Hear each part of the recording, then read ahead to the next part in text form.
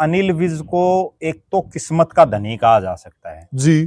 पिछली लगातार 2 योजनाओं से तो ऐसी हालात और परिस्थितियां थी, अगर कांग्रेस पार्टी सही टिकट बांट देती जी तो इनकी हार निश्चित थी जी।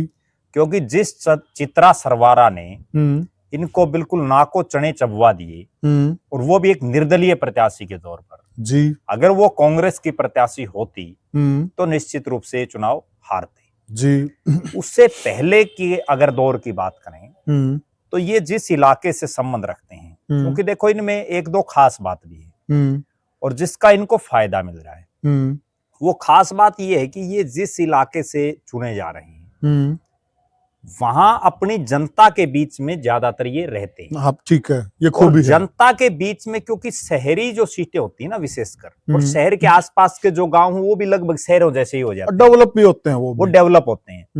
तो वो जो एरिया है उस एरिया में लोगों को ज्यादा से काम भी नहीं पड़ते, उनको केवल इतना को भाई विधायक ऐसा हो जिससे हम मिल सके, जो हमारे बीच में रहता हो, हमारे जैसा हो, तो वो इनमें क्वालिटीज हैं। दूसरी बात, इनका जो इलाका है उसमें कोई और बहुत बड़ा फन्ने खां अभी तक पैदा भी नहीं हुआ है जी राजनीतिक रूप से जो इनको टक्कर दे सके। जो निर्मल सिंह का परिवार भी केवल इसलिए क्योंकि बाप बेटी दोनों चुनाव लड़ रहे हैं, अगर एक सीट पर वो कंसंट्रेशन करते तो भी इनको हरा देते, तो भी कोई बड़ी बात नहीं थी। ठीक बात। और निर्मल सिंह और इनमें एक अंतर और क्या है कि निर्मल सिंह का तो हल्का पहले नग्गड़ था, वो प्रीसिमन के बाद जब नग्गड़ को तोड़ दिया गया तो उनको मजबूरी में अंबाला कैंट और अंबाला से चुनाव लड़ना पड़ा, वरना तो वो नग्गड़ की राजनीति कर रहे थे। बिल्कुल। और अनिल विज इस इलाके में सदा से राजनीति कर रहे हैं जी, उन्होंने कोई और बहुत बड़ा यहाँ मास लीडर और कोई पैदा नहीं हुआ जी। और अगली खास बात ये है कि देखो